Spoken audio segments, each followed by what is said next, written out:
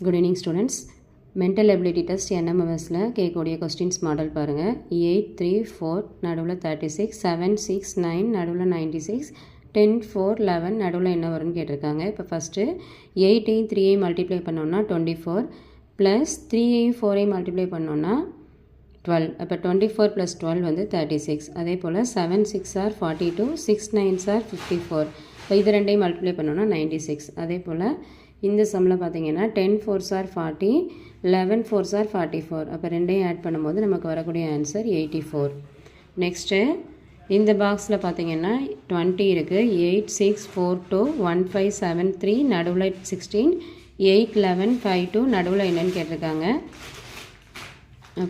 இப்போ எல்லா நம்பர்ஸு ஸ்கொயரில் இருக்கக்கூடிய எல்லா நம்பர்ஸையும் ஆட் பண்ணி பாருங்கள்.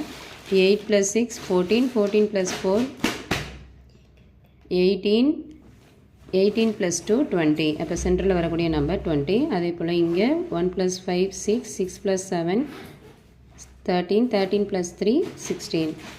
இதே போல் 8 + 2 10, 10 + 11 21, 21 + 5 26. அப்போ ஆன்சர் வந்து 4th ஆப்ஷன் 26.